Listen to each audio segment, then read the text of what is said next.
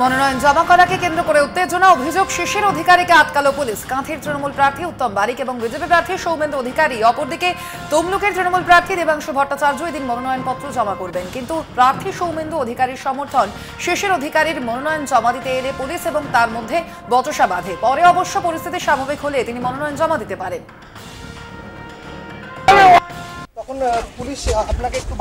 কে police, কোন police কিছু চিনি না বাবু, জানি না কে কি বলছে, তাও আর কানে ঢোকেনি। আমি রাস্তা পেয়েছি, চলে এসেছি। ছেলে মনোনয়ন জমা দিবে, আমি তার প্রস্তাবক হতে পারি। একজন সাধারণ ভোটার, আমার ভোটার যে কাজ, সে কাজ করব। ছেলে দাঁড়িয়েছে, নিশ্চয়ই তার জন্য ভোটটা দিতে হবে, ভোট দিব। ওসব ফল ডিসাইডেড হয়ে গেছে, নন্দীগ্রাম যা বলে দিয়েছে এইটি হবে। হাইকোর্টে সিবিআই সন্দেশখালীর রিপোর্ট পেশ। সিবিআই তদন্ত সঠিক পথে এগোচ্ছে। হাইকোর্টে সিবিআই সন্দেশখালীর রিপোর্ট পেশ নিয়ে যে মন্তব্য কলকাতা হাইকোর্টে সিবিআই তদন্ত সঠিক পথে এগোচ্ছে। রাজ্যের বিরুদ্ধে অসহযোগিতার অভিযোগ, রাজ্য সহযোগিতা করবে আশা করে আদালত। যেহেতু সুপ্রিম কোর্টের স্থগিতাদেশ নেই, তাই হাইকোর্টের নির্দেশে যথাযথ মানতে হবে। মানুষের মনে আস্থা বাড়াতেই পদক্ষেপ করতে হবে সিবিআইকে। নিরাপত্তার বিষয় মাথায় রাখতে হবে সিবিআইকে। রাজ্যের কাছে সিবিআই যদি কোনো নথি চায়, তাহলে রাজ্য সেটা 1 সপ্তাহের মধ্যে সিবিআইকে দেবে। মন্তব্য হাইকোর্টের প্রধান বিচারপতির। 13ই জুন পরবর্তী শুনানি, 13ই জুন পরবর্তী রিপোর্ট পেশ করবে সিবিআই। জাতীয় মানবাধিকার কমিশনকে মামলায় যুক্ত হওয়ার অনুমতি দিল আদালত। রাজ্যের বিরুদ্ধে অসহযোগিতার অভিযোগ, এমনটাই কলকাতা হাইকোর্টের পর্যবেক্ষণ।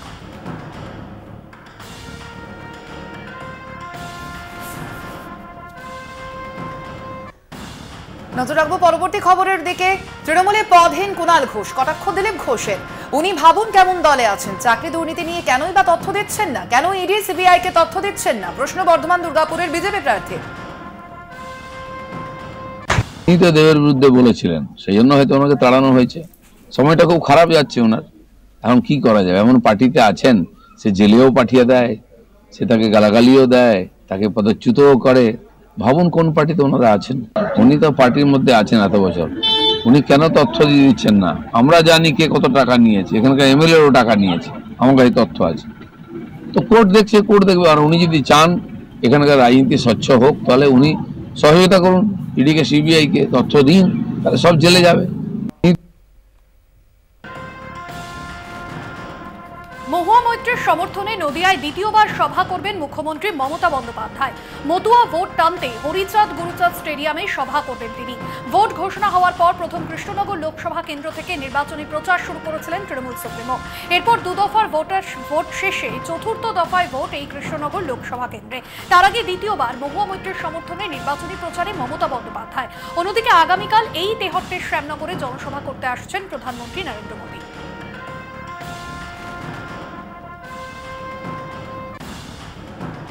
মথুরাপুর লোকসভা কেন্দ্রের তৃণমূল প্রার্থী বাপি হালদার এবং তার স্ত্রী তথা কৃষ্ণচন্দ্রপুর গ্রাম পঞ্চায়েতের প্রাক্তন প্রধান শিলি হালদারের বিরুদ্ধে মথুরাপুর থানায় এফআইআর দায়ের। কৃষ্ণনগর গ্রাম পঞ্চায়েতের বিজেপি প্রধান অনুপ মিস্ত্রি, শিলি হালদার এবং তার স্বামী তৃণমূল প্রার্থী বাপি হালদারের বিরুদ্ধে পঞ্চায়েতের অর্থ তছরূপের অভিযোগ তুলে কলকাতা আদালতে মামলা দায়ের করেন। 12ই এপ্রিল কলকাতা হাইকোর্টের তরফে অভিযোগ পাওয়ার পরেও কেনই বা এফআইআর করা হয়নি, সেই প্রশ্ন তুলে মথুরাপুর থানার ওসিকে শোকজ করা হয়।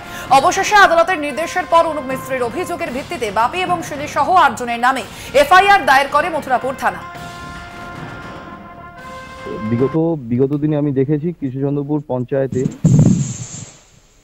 যে বাস্তবে কোনো কাজ না হওয়া সত্ত্বেও গ্রাম স্বরাজ পোর্টালে দেখাচ্ছে যে টাকা উঠে গেছে, সেই সব কাজের টাকা উঠে গেছে।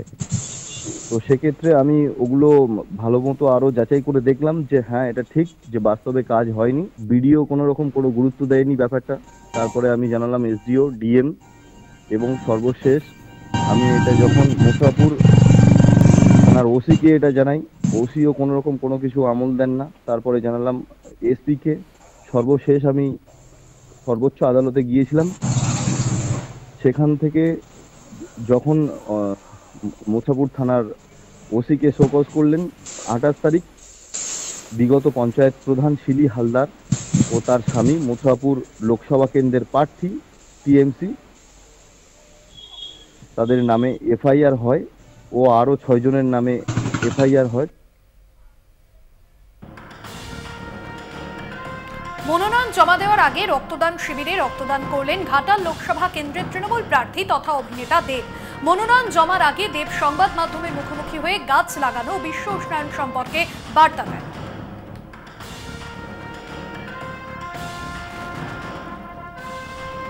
সন্দেশখালীর রাজবাড়ী এলাকায় গেলেন সিবিআই আধিকারিকরা। গত কয়েকদিন আগে সিবিআই এর পোর্টালে এই এলাকার বেশ কয়েকজন মানুষেরা জমি সংক্রান্ত বিষয় নিয়ে অভিযোগ করেন।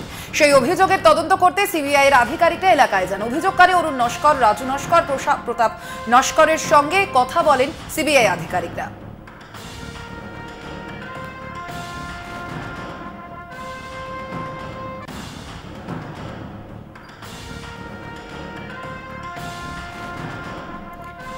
বেনামে জমি দখল করে বিক্রির অভিযোগ তৃণমূল নেতা মিজানুর রহমানের বিরুদ্ধে। সন্দেশখালী ১ নম্বর ব্লকের সরবেরিয়া আগারহাটি গ্রাম পঞ্চায়েতে ডুগরিপাড়ার একাধিক গ্রামবাসীর কাছ থেকে জমির চরিত্র বদল করে সরকারি তথ্য নষ্ট করে জমি বিক্রির অভিযোগ। ইতিমধ্যেই সন্দেশখালীর যাবতীয় তদন্তভার সিবিআই নিয়েছে। সিবিআই প্রতিনিধি দল রাজবাড়ী, ডুগরিপাড়া সহ বিভিন্ন এলাকায় গিয়ে অভিযোগের সত্যতা যাচাই করেন। তারা গ্রামবাসীদের বয়ান রেকর্ডও করে থাকেন। শেখ শাহজাহানের ডানহাত মিজানুর রহমান জানান, অভিযোগ সম্পূর্ণ ভিত্তিহীন। এইসব জমির সঙ্গে তার কোনো যোগসূত্র নেই। সিবিআই সূত্রের খবর, এলাকার বেশ কিছু জমির পাট্টা আছে, রেকর্ড নেই, আবার জমির রেকর্ড আছে, পাট্টা নেই। ফলে সেসব জমির প্রকৃত কাগজপত্র নিয়ে দ্বন্দ্বে কেন্দ্রীয় তদন্তকারী সংস্থা। জবরদখল করে বিক্রি করে দিয়ে প্লট করে সব বিক্রি হয়ে তাদেরকে বসতি স্থাপন করে দিয়েছে। কারুর কাছ থেকে 2 লাখ, কারুর কাছে 5 লাখ, কারুর কাছে 8 লাখ, যেখানে যেমনভাবে পেরেছে। আজকে যারা বসে আছে তারা বর্তমানে আগে যারা ছিল তারা উঠে চলে গেছে, আবার একজনকে দিয়েছে, আবার একজনকে, এইভাবে 2-3টে পার্টে বিক্রি হয়েছে। বিক্রি করে মিজানুর মোল্লা তার নিজস্ব ফান্ড বাড়িয়েছে, ভাটা মালিক হয়েছে, অনেক অ্যাসেট করেছে, প্রচুর সম্পত্তি বানিয়েছে। এইভাবে জোর জুলুম করে মানুষের উপরে অত্যাচার করে এর বিচার আমরা সর্বস্তরের মানুষের কাছে চাইছি। আমাদের বাবা কাকারা কিনেছিলেন, আমাদের নামে তার রেকর্ড আছে, বাবা কাকাদের নামে দলিল আছে, সব কিছু কাগজপত্র ওকে আছে। মিজানুর রহমান মোল্লা এখানকার পঞ্চায়েত মেম্বার ছিলেন। তিনি ক্ষমতায় আসার পরে সেই জমিটা লিজ নেয় আমাদের কাছ থেকে, জল করবে বলে লিজ নিয়ে তারপর নিজে দখল করে নিয়ে প্লট করে বিভিন্ন পার্টির কাছে বিক্রি করে দেয়। এখন বর্তমানে আমাদের জমি তারা দখল করে খাচ্ছে। এখানে আমি তো কোনো জায়গায় জবরদখল করিনি, গ্রামবাসীরা কারা করছে ঠিক যে বলতে পারছি না। বলি গ্রামে ওরা তো জমি যারা বসে আছে ওদের তো রেকর্ড পাট্টা আছে, সেসব তো এদিনে দেখিয়েছিলাম ওদেরকে। আচ্ছা, ওরা পাট্টা পেয়েছিল, তারপর রেকর্ডও ছিল ওদের, 30-40 বছর ওরা দখল ছিল। আচ্ছা, এখন 17 না 18 সালে এসে মনে হয় রেকর্ডটা কেটে আবার রায়ত করেছে। আচ্ছা, কিন্তু এর পাট্টা রেকর্ডটা তো বিএলআর অফিস থেকে দিয়েছে। আচ্ছা, এর আগে বামফ্রন্টের সময় পাট্টা তো তখন তো ওরাই ছিল, আমাদের তো শেষ সময় তো আমরা ছিলাম না। আচ্ছা, অনেক আগের থেকে এসব। হুম, তারপরে দেওয়ানি কোর্টে, বৈশাখ কোর্টে মামলা চলছে তো।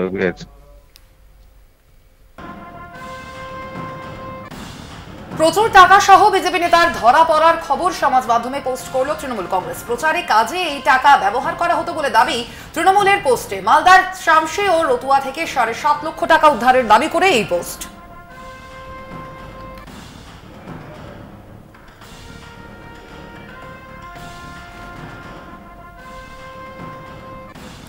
মুর্শিদাবাদ লোকসভা কেন্দ্রে কংগ্রেস সমর্থিত সিপিআইএম প্রার্থী মোহাম্মদ সেলিমের সমর্থনে জনসভা। জলঙ্গির বাগমারা হাই স্কুল মাঠে সভা ছিলেন ডিওয়াইএফআই নেত্রী মীনাক্ষী মুখোপাধ্যায় সহ ব্লক ও জেলা বাম কংগ্রেস নেতৃত্ব। সভা থেকে বিজেপি এবং তৃণমূলের বিরুদ্ধে কড়া ভাষায় আক্রমণ করেন সেলিম ও মীনাক্ষী। সেলিমের হাত ধরে যোগদান প্রাক্তন বিধায়ক ইউনুস সরকারের। তৃণমূল ছেড়ে বাম কংগ্রেস জোটে যোগদান।